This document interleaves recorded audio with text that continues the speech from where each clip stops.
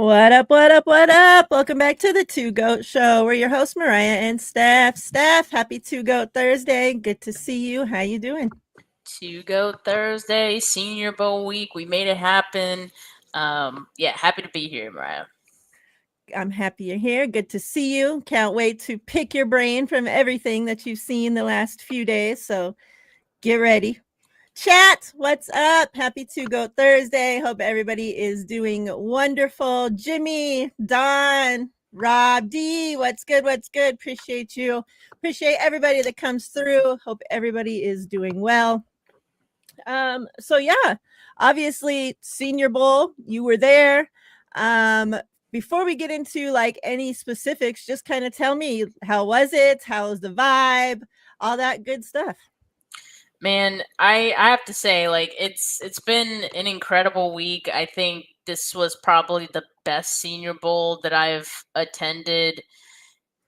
And I think partially in talent, but also me just being and feeling prepared for the prospects. Like last year, you know, we were getting ready for the 49ers to be in the Super Bowl. So all of our content, even leading up to Senior Bowl week, was mostly around that.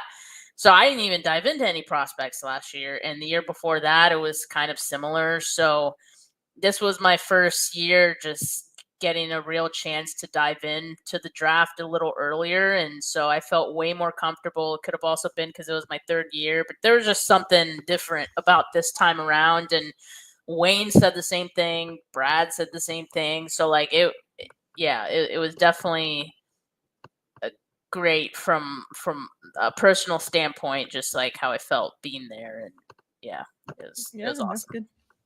That probably does have something to do with it that we had time to actually prepare this year, since we and even I mean the last few weeks, if we're being real, we could have even been peeking at prospects then, because we knew that our season was pretty much over for a while now. Um, but yeah, let's I've been seeing so many posts. Obviously, it seems like the fan base is kind of split down the middle, with like half wanting O line with that first pick and half wanting D line. But from the Senior Bowl, now I don't know, how it was. Obviously, being there, you've seen more than what we're seeing, in the videos put out. But it seems like there was a lot of D line prospects that were dominating. So let's start there with the D line.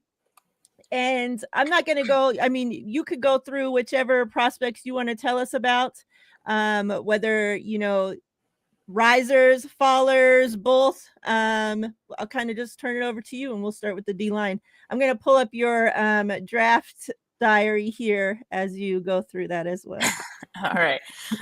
Yeah, I mean, the trenches was the big draw at this year's Senior Bowl. Both offensive line and defensive line were, everything. So it's mostly what I paid attention to. It is mostly what stood out, like in all of the practices. As far as so there's two teams, right? The national team and the American team. The national team, I would say, had the better pass rushers. There was Mike Green on the national team, and remember, this is the edge group that that KJ Green was coaching. The national team, right? So he had some really nice guys to work with. Mike Green, Donovan Ezaraku from Boston College, Landon Jackson, David Walker, who's kind of a shorter, stouter guy. Both Brad and Johnny said he's kind of like a Ebukam, comp. That's kind of how they see him, and he was definitely someone who stood out and was consistent throughout the week. Mike Green, he excuse me, he didn't even participate in the final practice today because he was that dominant in the first two that he's like, I'm good. A team probably told him, like, you're not getting out of, the top 20. So, yeah, I mean, he felt great about what he had done. Josiah Stewart from Michigan was someone that I had a chance to interview. Well, not interview fully, but I asked him a question, right? That's the one I posted. online, and I just asked him how it was being coached by KJ Wright this week. So yeah, they had a really great group. Oh, I also interviewed Oluwafemi Oladejo, the edge from UCLA. So he used to be solely just an outside linebacker, just like, dropping back into coverage every so often. And now I think, I forgot what Johnny said, like within the last or 2 years, he's been playing edge now. And so he was playing edge at the Senior Bowl. He looked the part. This kid exuded like confidence, because like I was asking most of the players that I interviewed, I was like, who's challenging you out here the most? And he was just like, not even from a cocky standpoint. I'm just confident. Like I wouldn't say anybody. Like nobody really is much what he answered. And I was like, okay, yeah. Like I love that confidence, and he shows that on the field. I also posted a clip from him today where he's doing a one-on-one rep with one of the USC offensive linemen, and you could tell afterwards, like the USC lineman was saying something like, "Hey, like you did this, like that didn't count," or something. Like he was upset about something, and then like you see Oluwafemi like just say like, "Run it back, let's do it again, like I'll beat you again," kind of thing. And they went up one-on-one again, back to back, and I would say Oladejo, won that rep as well. So yeah, definitely someone who also stood out. So the national team has the better, I would say, pass rushers, but they do have, a couple of guys that stood out on the interior as well, like Aeneas Peebles from Virginia Tech was very disruptive as well, and consistent throughout, 3 days of practice. He was just consistently in the backfield. Darius Alexander was someone that stood out to me yesterday, because like Wayne was talking about him too, and then I started noticing him a little bit more. And yeah, like even today as well, he was a wrecker too. So yeah, there's some nice guys, as far as the interior guys there, but the strength of the interior is on the American team. So, you got Deion Walker from Kentucky. You have Walter Nolan, who's the DT2 in this draft class. And Cameron Jackson is a good one too. Cameron Jackson, I saw him play on the edge as well as the interior. So, he has versatility. A couple of the guys, are kind of doing that. And Shamar Stewart was wrecking shit as well. He also left early yesterday because, I saw that. I think he felt like, he did what he needed to do. TJ Sanders, an interior guy from South Carolina, also good. Jared Ivey from Ole Miss. One guy that stood out to me a lot was RJ Oben, out of Notre Dame, edge rush guy. And what stood out was like he has really fast hands. Like they were doing like their individual drills, they got the bag and stuff, and like his hand movements were just so much quicker than everyone else's. So like I was like, oh, like whoa, that's nice. And I was like, I just kind of filed it away. And then they're doing 11 on 11s, and he beats someone with this like swipe move where he like using his hands to make that happen. And I was like, oh, so not only does he have the quick hands, but like obviously it translates to his play as well. And that's how he's able to get wins. He was someone that I was able to interview as well. That's on my YouTube channel, by the way, so you guys check that out. Because I did ask him, like, is there any specific training that you do, like boxing or something like that? He said he's done boxing before, but he really just kind of knows that you win with your hands and things like that. So that's just something that he's worked on over time. So yeah, that was something that stood out. But yeah, it's the really strong group. As far as how it pertains to the 49ers, I'll just say, like, it's January 30th. I will say right now that I think at 11 the pick, if I had to guess, is defensive line. If I had to guess, it's gonna go DL. And I think I didn't see John Lynch there today, but I think there's seemed to be interest in defensive line and offensive line one-on-ones. Like, he was in the first two practices, he was right there front and center, especially for the national team. He was there. And again, KJ Wright's coaching them, so like, he probably knows a little bit more about these guys and just hearing what Wright has to say. But yeah, he definitely took a bigger interest, I would say, in that. And so, just kind of reading the tea leaves there, I feel like there's a big interest in defensive line. Also, with just what some other people have said, like the what was it, the Tony Pauline thing that he wrote about what he had heard on the Shrine Bowl, that like coaches are like, yeah, like they want to emphasize getting quicker on defense, right? And it just feels like this offseason and the draft, free agency, a lot is going to be allocated towards improving the defense. So and with Salah coming back, it's like you have to. It's like you owe it to him, kind of thing, like to invest in it. And so, yeah, I think the pick at 11 is going to be defensive line, in my opinion. Book it. So you you brought up a couple names there, obviously, that have been, and I've seen the faithful talking about these two names the last couple days a lot. One being Nolan, and the other being Green. Now, do you think Green, taking him at 11, would be too high to take him?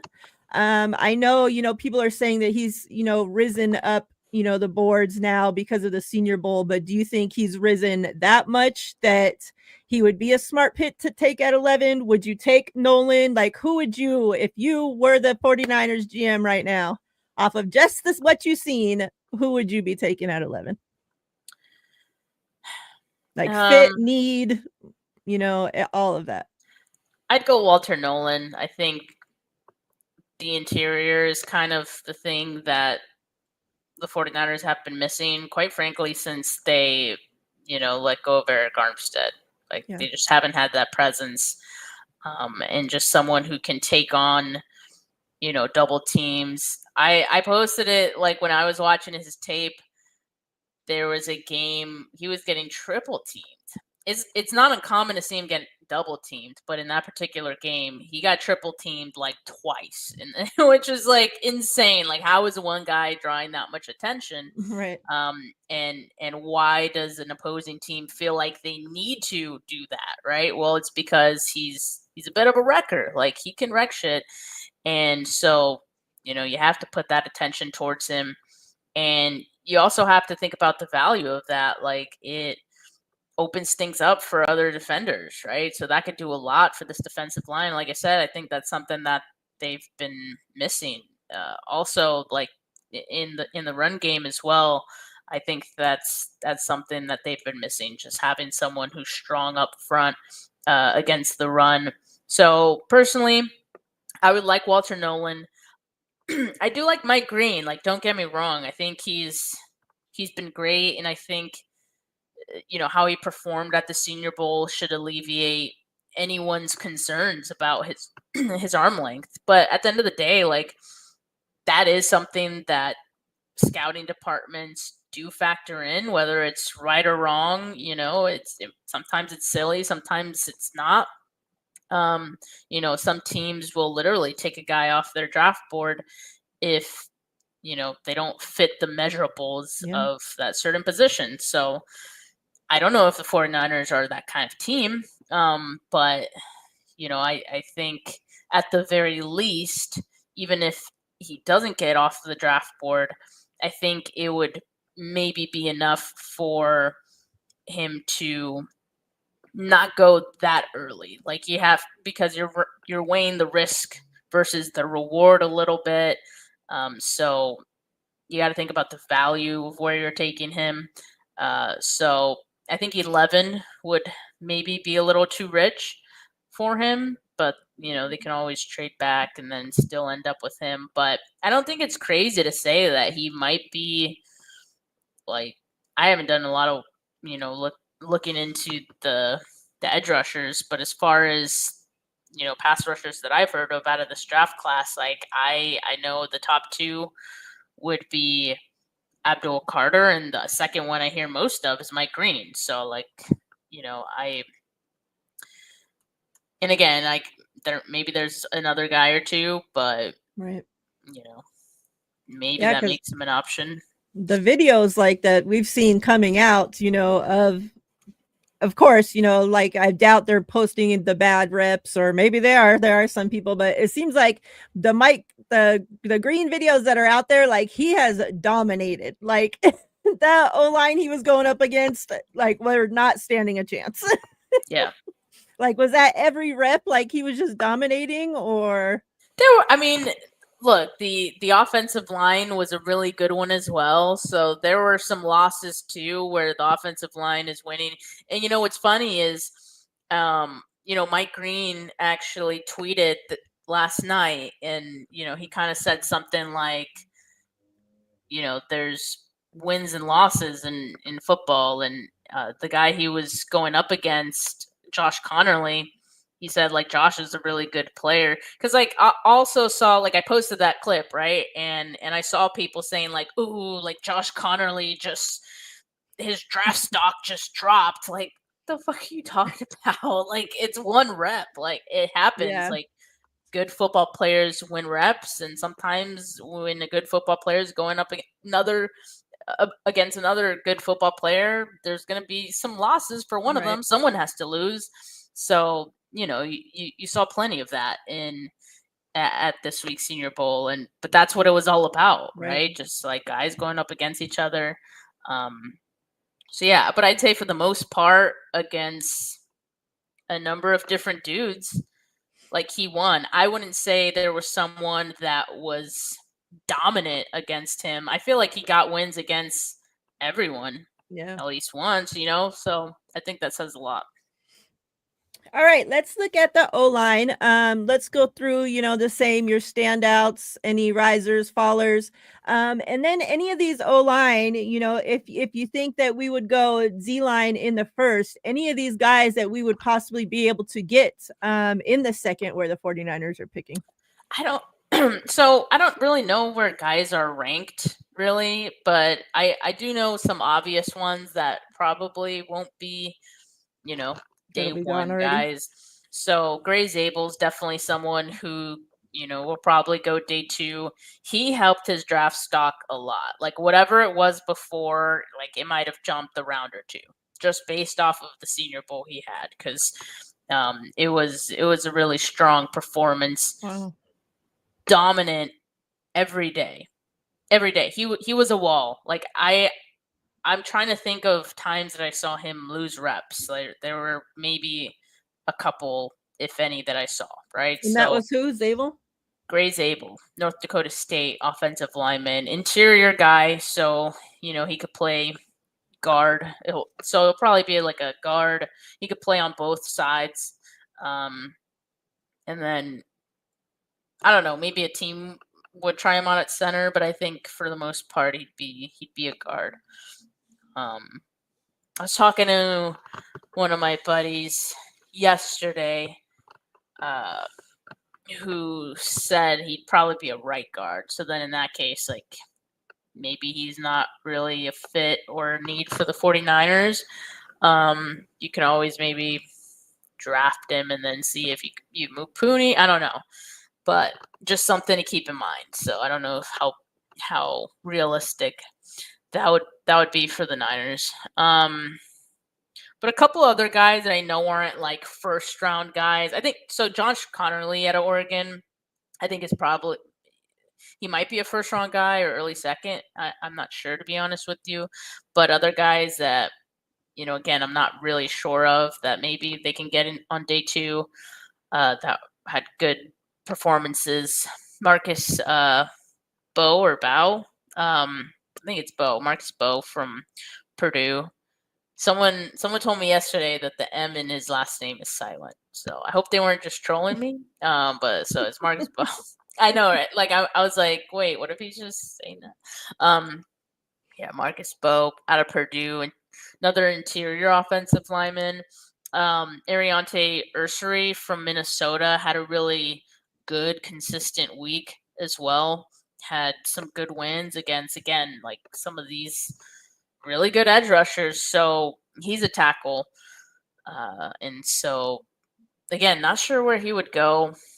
Yeah, I But kept seeing his name a lot, yeah, like different videos on him and stuff. So yeah, he was good. And then Wyatt Millum from West Virginia, also a solid week from him as well. And I think he's he's a guard as well.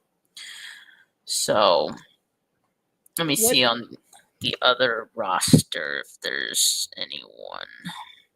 Yeah, there's a few. So like the American team has a bunch of LSU guys. They have like 3 LSU offensive linemen on the American team for some reason. Emory Jones was pretty solid. Jackson Slater from Sac State, really good as well. Being a small school prospect, there were questions about him as well, similar to like Zabel, like, how is he going to hold up against, better competition? And I think he fared really well and definitely helped himself out. Like, he probably put himself in the day 3 conversation. Because again, like, I think because of the small school, I think he was probably trending towards a really good UDFA, right? But like, I think with the strong Senior Bowl he had, probably looking at somewhere in day 3, and I think that'd be pretty decent value for Jackson Slater. Probably a backup guy in the NFL, but a good one. Jonah Savaiinea out of Arizona.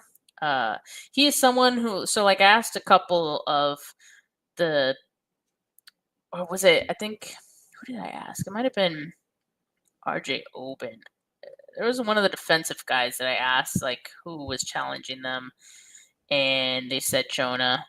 So, take that for what it is. Also, like, he saw a lot of people mention him as being someone who stood out. Willie Lampkin. What position is he, Jonah? I think he's interior. I think he's interior. He's a tackle, but he might be interior at the next level. I don't know. Right. I think he was playing interior at the Senior Bowl, but I don't really remember. Yeah, it says scouting report for interior O-line, so yeah. So it's probably where he'll be at the I've seen a lot about him as well come out these last couple days. Yep. Yeah, I think he was pretty good. And then Willie Lampkin, he's like that super short dude.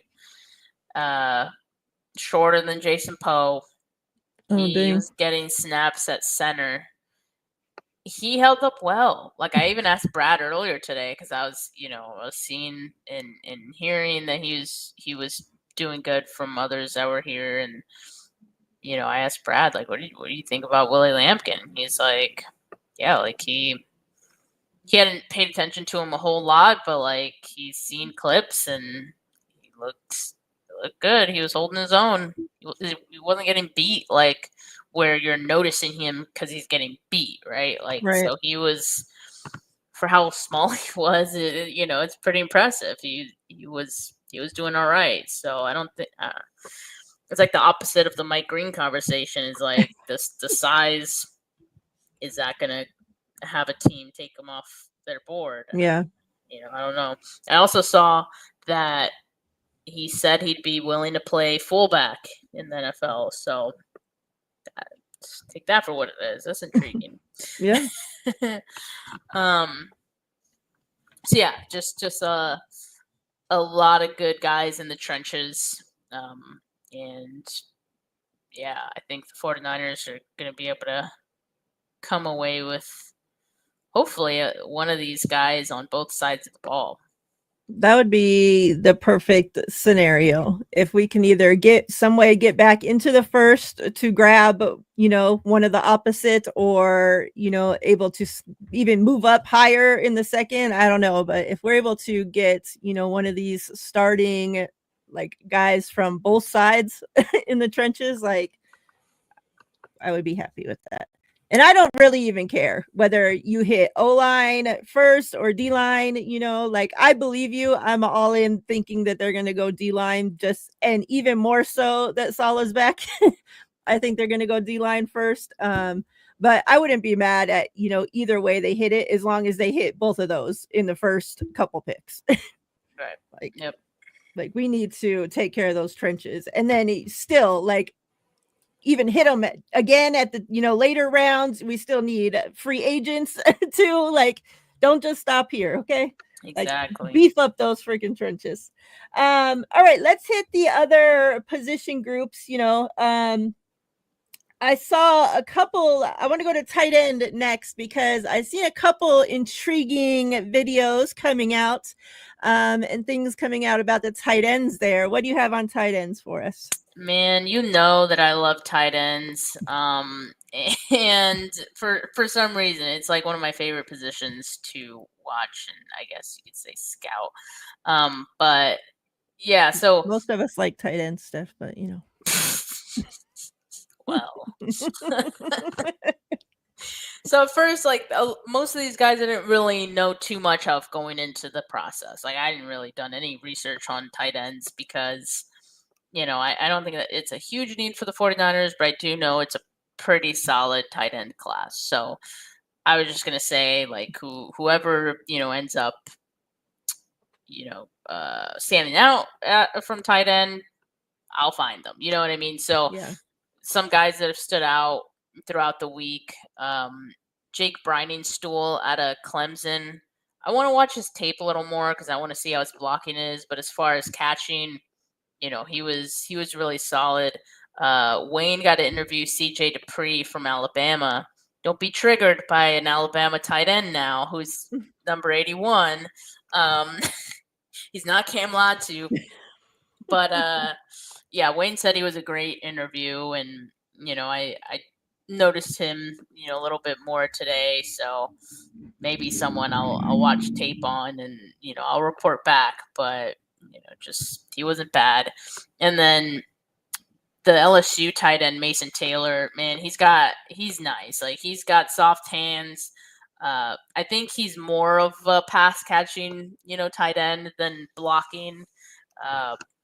I think he prefers to be that. Not that he hates blocking, but again, I think he's the pass catching tight end before a blocking tight end. Not that there's anything wrong with that. I just don't think that's what the 49ers are looking for right now. I think they want a TE2 along the lines of a Charlie Warner. But if they could get someone who's that good of a blocker that can also catch, I think that they would love that, right? Yeah. But that's rare. That's a something rare to find. Usually, if they can do both well, they're the top tight end, right? They're a Tyler Warner or something like that. But yeah, Mason Taylor was nice as a pass catcher. Jackson Haas out of Georgia Tech is my favorite from the group, just because I think that he has that. Like, I think he's a good blocking tight end. I've shared like a little compilation of someone else posted of him blocking, and I was like, oh, like, he's such a Niner. Like, what? And then I got to see him here, and I was like, oh, like, he can catch too. And I saw him blocking out here, and again against some good edge rushers, some good linebackers, right? That he's having to block, and so I came away impressed with a couple of his reps. Posted those as well that I was able to catch, and Yeah, I do think he would fit what the 49ers are looking for, and I think he has pretty good hands. He had a one-handed catch yesterday as well. Just kind of showcase his pass catching ability too. And I got to interview him yesterday. I spoke to him for like 5 minutes. He was a great interview, and yeah, you guys should check that out on my YouTube after this. But yeah, he was good. He pretty much said like that's kind of what he wanted to come out to the Senior Bowl to do, to like, show that he's a good pass catcher as well. Obviously, he prides himself in his blocking, but there's more to him than just that. I think Yeah. that's what he wanted to show. So yeah, I think he was doing that. And then another tight end that a lot of people would mention is Elijah Arroyo out of Florida. Really nice, like big tight end frame, but he moves so smoothly. Like Yeah. he doesn't look clunky, right? Sometimes when those guys are like really big, it just impacts their movements, and he's just very smooth with it. And yeah, he's someone that stood out from the beginning. He's also, I think, more so a pass catching tight end, so I don't think that would really be the 49ers direction, but who knows. Terrace Ferguson from Oregon was another guy that, also to me, like similar to Mason Taylor, though I think Ferguson might be a slightly better blocker. I'll have to like watch more of um, him outside of the Senior Bowl, because again, like I've only saw him at the Senior Bowl really to form these opinions, but he's someone that stood out a couple times, so I definitely want to watch more of him. But yeah, I ended up liking the tight ends. Again, just a position that I just really always end up liking. Like I have a soft spot for tight ends. Pause. Um, but yeah. um I wonder if, like, it's so hard to judge, especially on tight ends. I feel like where they're going to go in the draft, like it seems like they'll Right. have a couple that go early every year, and then like you don't hear for tight ends for so long, and then you have a run of them. So it's like you never can, it's so hard to judge, especially them, I think. So I won't even ask if you think that, any of them will be around in the 49ers, later on picks. So we'll just wait and see, I guess. Let's hit how about let's finish off with defense. The back ends, corners, safeties, even linebackers, any of them you want to talk about? Anybody that stuck out to you? I'm like, I got so sucked into the trenches that I didn't pay attention to the corners or receivers as much as I would have liked.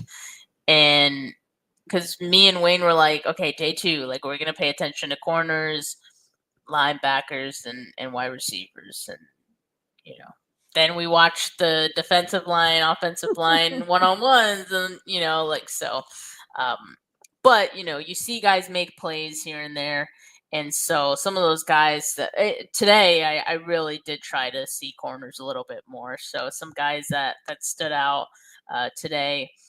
Jacob Parrish, Kansas State corner. 49ers have met with him at the Senior Bowl.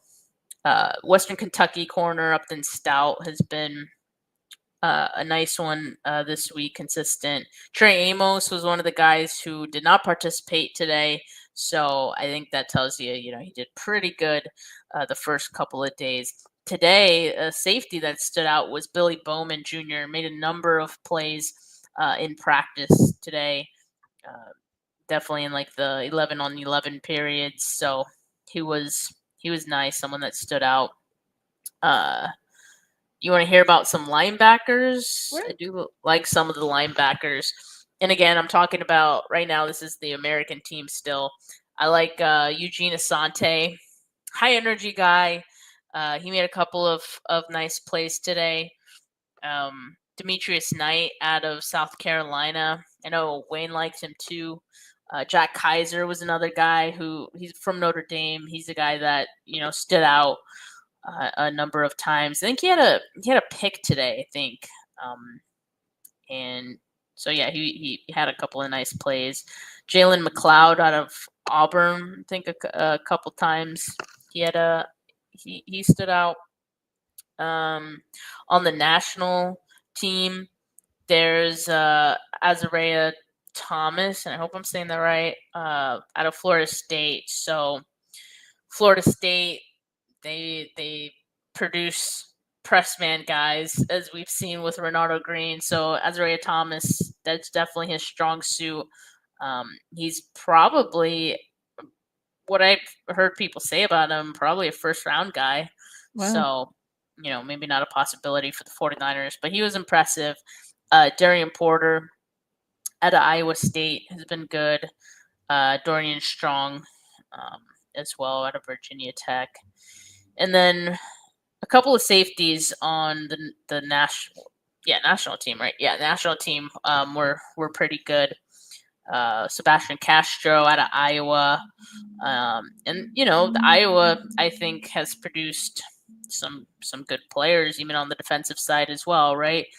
So I think he'd be nice. And then Jonas Sanker had a couple of plays today, I believe in red zone period, and Keandre Jackson out of Illinois State as well.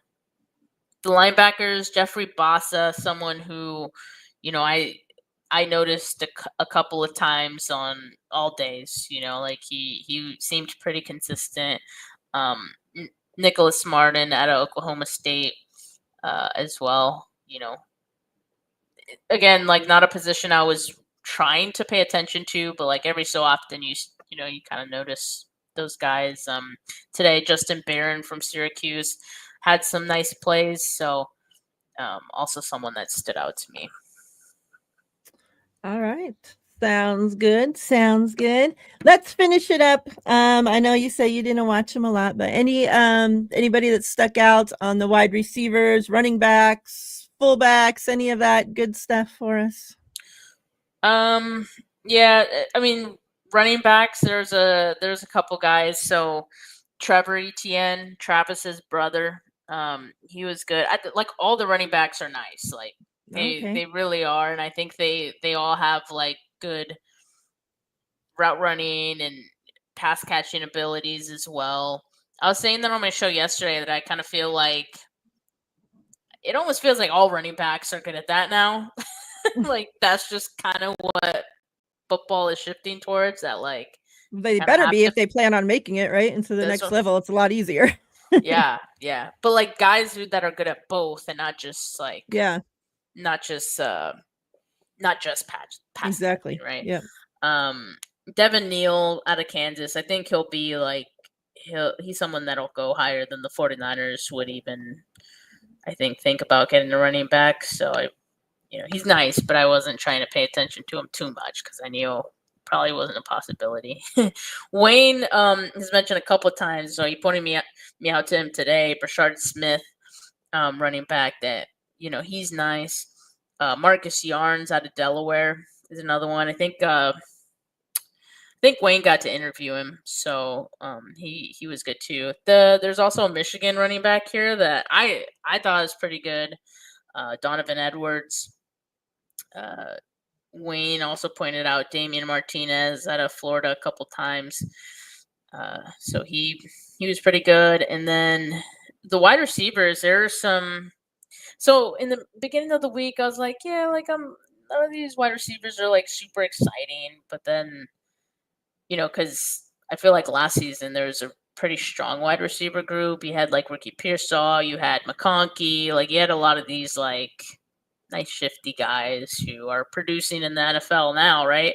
And so, I just wasn't super. I didn't know a lot of these guys' names. Let's just say before coming here. I would say through all 3 days, Jack Beck out of TCU was probably the most impressive guy from the American team. I think he's probably more of a I have to watch more of him, but out here he looked like a possession receiver, just someone who will work through contact, I'm trying to find a good like adjective for him that's not that not everyone uses. Yesterday I said he's tenacious. I was like, I guess that's a good one, but it's just like if there's any like contested catches or anything where like there's sticky coverage, like the best way I could describe it is like he says like that's my ball, like that's mine, like in my head I just want to imagine like just the way he catches the ball and goes about finishing with the catch is like that's not yours, that's mine. Like I don't know, I need to find a better word for that. Tenacious was the best one I could find. 6'2", 216. They got him listed at on Google or whatever. Yeah, so he's got good size, and yeah, he was impressive like all 3 days. So he definitely made a couple of nice catches today. What was that? I don't know. I don't remember. I don't know if you mentioned him because I don't know what his name is, but the wide receiver that played with Brock his freshman year, Jalen Noel. Yeah, what about him? 1 second. Sorry, I gotta give my fiance just landed, so I'm giving her the address. Jalen Noel has been nice. I think both Iowa State wide receivers have been, impressive through the Senior Bowl.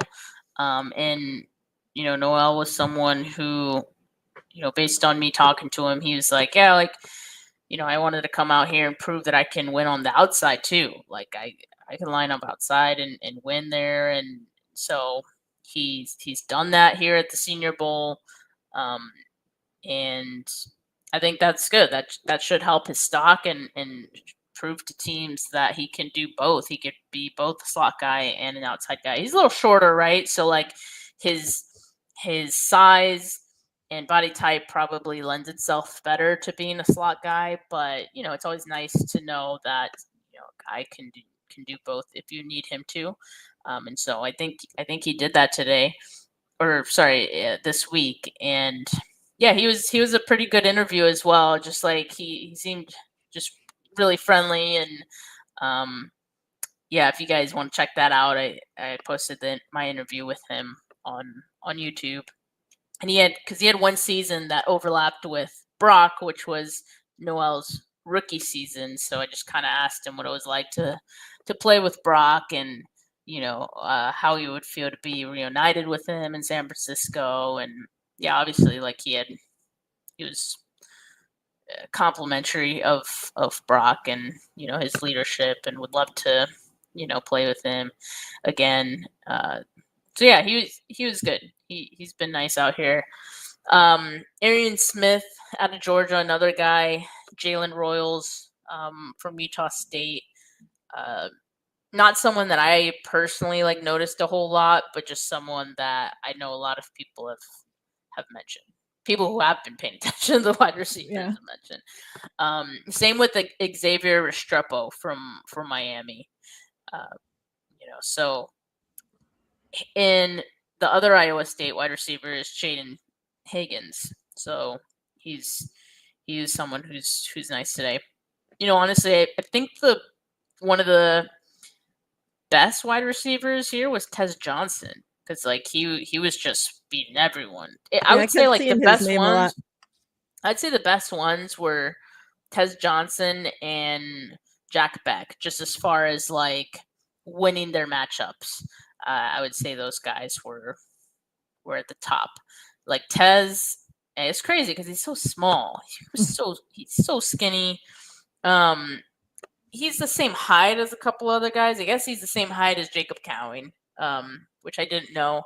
But Brad and Johnny mentioned that today, so I was like, okay. But he's got at least 20 pounds less on him, so he's super skinny. This has him listed at 5'10", 165. I think he's 5'9", but okay, 5'10". Not sure if that's. I thought he was 5'9". Yeah, 165 though. I feel like every time you look up somebody's height or weight, It's different in like like they'll have them weighing 10 different weights, like there's 6 different heights. It's like, can we just like get everybody on the same page? Like I can understand like the weight fluctuating, yeah. but the height, like there should be no reason why one site will say somebody's 5'9", one has them 5'11", one has them 5'10 and a half. It's just like, Well, what in the world? the schools will usually inflate the numbers a little bit. Maybe they'll round up, things like Standing that. on tippy toes, But trying to get on the roller coaster. I would say the Senior Bowl measurements are probably pretty accurate for now, Yeah. until pro day or whatnot. Although or until combine. Dang. What? Johnny said he thinks he weighed in at the Senior Bowl at 156. Okay. Yeah. It was either 156 or 165. Wow. Yeah, I know. I was like, damn, like I weigh more than him right now. That's crazy. Not to put myself on blast, but I was just surprised, I guess. It's like, damn. Talk to me about KJ Wright coaching, kind of what you saw from him down there, and what do you think the advantage is to him being a part of this? Yeah, I mean, I asked him that when I got to talk to him, and I definitely think seeing these guys up close and coaching them and just seeing how they are in the locker room and preparation is very valuable. And it genuinely looked like he enjoys what he was doing out there, right? He's getting pumped up for the guys. I have to say, like, the national team as a whole, their practices were way higher energy, like just incredible vibes on the national team in practice. So it was just very enjoyable to watch them. And yeah, I mean, I was regularly paying attention to KJ Wright and just how he's coaching up those guys. And speaking to players, they talk about the fact that he was a former linebacker in the league. There's a lot of respect for him and just his perspective on things. So I think that carried weight with the players as well. And yeah, like obviously from a scouting standpoint, I think it's huge, right? To get some of a specific intel on these guys that maybe some other teams may not be getting. So yeah, I thought that's great for the 49ers, especially looking at edge guys, being working closely with some of the defensive linemen, so I think it was all great. Yeah. Like Rob says, like his energy, like the videos, like these aren't even your players, like you just met these guys, and the way he's running around, like it's excited for him. Like you would have thought like legit these are players on his team, like that he's known these players, he's been coaching them for years. Like Right. He was more excited for those players than anybody out there. It's just like, man, like that players would get done, like the players like here, and the player would take off running this way. KJ's like trying to run all the way around, chasing after him. Like, well, that type of energy seems familiar, right? Yeah, like, it's just what it reminds me guys exactly like of Saleh. Yep, like D'Amico has. Just a lot of those guys have from for whatever reason from that coaching tree are just high energy guys, and former players as well. So I think that's part of it, because like you're excited for them. I think in a way, living vicariously through them again, like playing again in a way, kind of feels like that. So yeah, it's nice to see. I think he was definitely invested in these players, and obviously, I asked him specifically about Mike Green, and he was like super complimentary of him. And again, it only been like a day or probably a day and a half that he'd been coaching him, right? So I thought it was that speaks volumes about KJ, and I think that the kind of coach that he is. Yeah. I love having him, like the way that this lined up, especially having him a part of all that in a draft where we might go defensive heavy, lining back up with Saleh coming back, and like it just seems like it's the the vibes on the defense just seem already like they're going to be so much better this season. Like with So Salah much coming better. back, seeing how like So he much is, better. and it's just like, oh my god, so much better than that hippie that couldn't. He had freaking less energy than me, and it's just like, holy shit, like something Not ain't the right hit. here. like you'd be cool to go hang out with on the beach, but like I ain't trying to have you coach my football team, okay? So yeah. Let me ask you about a rumor before we get out of here. A rumor that's been going around, and I don't know if maybe this came out of the Senior Bowl, but it kind of lines up with you guys getting there at the Senior Bowl and this coming out. But this is about Joe Flacco. Let me get your thoughts on Joe Flacco. Did you hear about anything about this? I see the 49ers did meet with a quarterback there, right? Was this at the Senior Bowl? No, Yeah. not that, Oh no, that was a not that I know Tropical of. But Bowl. they might Oh, have. They okay. might have. I didn't talk to any of the No, quarterbacks. that's Tropical Bowl. I don't know what Tropical Bowl is. But yeah, talk to me about your thoughts on Joe Flacco.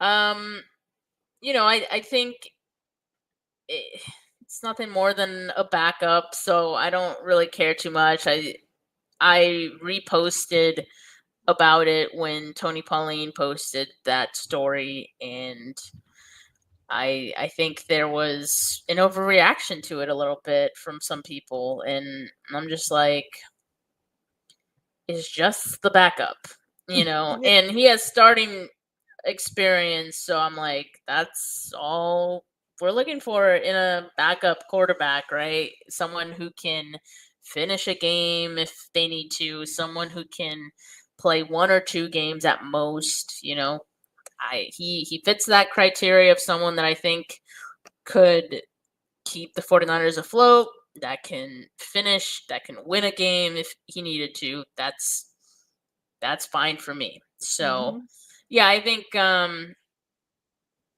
there's just I think as 49 fans we've been conditioned to care about who the backup quarterback is because there's been some interesting ones, and I think the 49ers have purposefully and methodically put themselves in those positions to kind of protect themselves, but I don't feel like Flacco is that. He's Flacco is not a quarterback that is a threat to Brock Purdy. Right.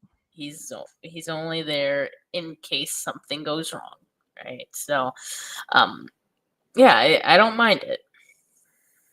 Yeah, that's where I'm at with it. I like it actually having some experience in there, somebody with Super Bowl experience, playoff experience, somebody that, if Brock does, somebody that can actually bring something to the quarterback room, some knowledge, like the quarterback room that we've had, like what's Brock going to learn from Brandon Allen? Like, what is that guy going to teach Brock Purdy?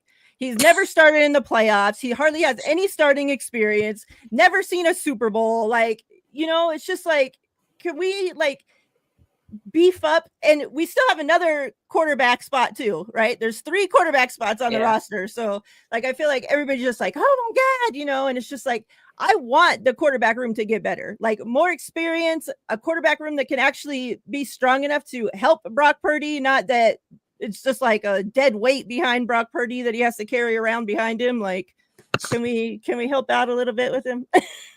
Right. So yeah. Yeah, he's gonna bring the ring he got from us. He's got a Super Bowl. He's got a Super Bowl. Kind of, I think at one point in his career, like when he went to the Super Bowl and won it, and again, like that was on a loaded defensive Ravens team. Yeah. But like I think Brock similar in a sense where you're asked to do a certain thing. You're not elite. I remember there was a conversation right back then of like, is Joe Flacco elite? And then he wins the Super Bowl, right? Like, I think they're in a similar tier of quarterbacks if you like compare them to their respective eras. So, yeah, I think maybe that'll help Purdy a little bit. Sin, congrats to your husband. Nice. You guys have a great retirement party. Nice. Congrats. Anything else you want to tell us about, Steph, before we get out of here? No, I mean, I just saw, earlier today that, what Tim K said about Brock Purdy, and, I thought that that's interesting. It's kind of discouraging, I would say, because I feel like the 49ers were not going to take this route with Brock Purdy of like trying to lowball him or, just try to be tough on negotiations with him. And for context, for those of you that, maybe haven't seen this, Tim K said that he had heard from a plugged in NFL source this week that the 49ers and Purdy's camp are feeling like there won't be fireworks on the way to an eventual deal. He goes on to say that he suspects that means the 49ers could be pitching a shorter term, lesser guarantee deal compared to the full commitment deals signed by Trevor Lawrence, Justin Herbert, and others over the last few years. So, I maybe the 49ers think the same way that some of us do after all. I mean, if this is true, it feels like they're trying to save their butts, and if they're trying to save their butts, it could be that they're not as convinced of Brock Purdy long term as they have led on to everyone else.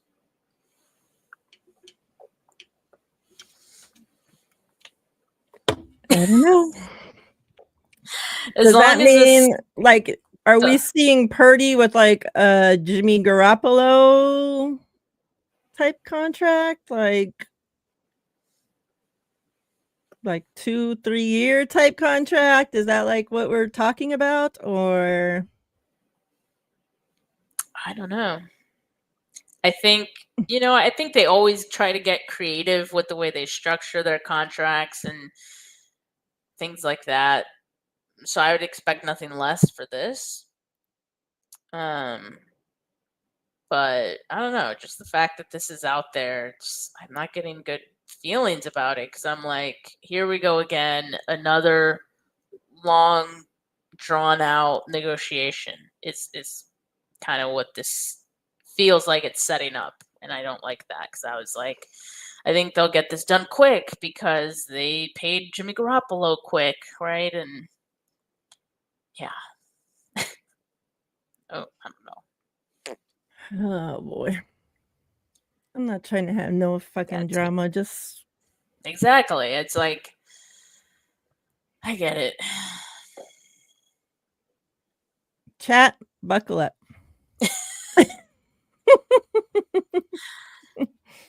Yeah, I don't know. Definitely going to be interesting. Yeah, I mean, but like Throwback says right here, like it's because they don't want to get into a situation like Dak and Trevor. Like if you look at the situation, that the Cowboys are in, that Jacksonville's in, like I would hope they don't want to get in that situation. Like, please be smarter. Because look, they paid Dak all that money, and then they pay a wide receiver, and the rest of the team, what are they going to do? They don't have money to pay anybody else. And they fired their head coach. Yeah, their team's like shit. It's really a mess over there. So that's Jerry Jones' fault. So yeah, I definitely don't want our team following anything that the Cowboys do. Right. I mean, I that's fair. I mean, that comparison, I think Dak is an extreme. But I think there's a way that you can make it look like it's a top of the market contract and it's still not hurt the team. Like it can reset the market in APY, but APY doesn't mean anything. Like all that matters is the guarantees, right? And if you look at Jordan Love's contract, his guarantees were pretty low compared to some of the other recent quarterbacks that have gotten deals, right? And yeah. I think part of that is because the Packers maybe want to save themselves a little bit too, because like they did that deal after one full season of having him, right? So we have a larger sample size with Brock, Yeah. but I still think like there are those maybe questions or concerns. So they can maybe structure it similarly. Yeah. Rob says Kidwell overperformed his contract and they want to do him dirty now. Sadly, I don't think Purdy has much leverage. I mean, his leverage is that he can hold out, same as what other player. That's really the only leverage that players have if they have a year remaining on their contract. So yeah. We shall see. We shall see. I'm sure we have a lot more weeks to be able to talk about Brock Purdy's contract before it gets done. So, we'll talk about it next week and the week after and the week after too. Yeah. You have anything else going on this weekend or you're just vacating it? We're just checking out New Orleans. Never been, more than a couple hours. So I'm hoping to check out what it's all about here because I like it. Good. Awesome. Enjoy. Have a wonderful and safe time. Chat. Appreciate you all. Per usual, you guys are the best chat out there. Much love. We appreciate you guys always coming through, keeping the chat going like crazy. Have a safe and wonderful weekend. We'll be back next week to do this all over again. All right. Till then, peace.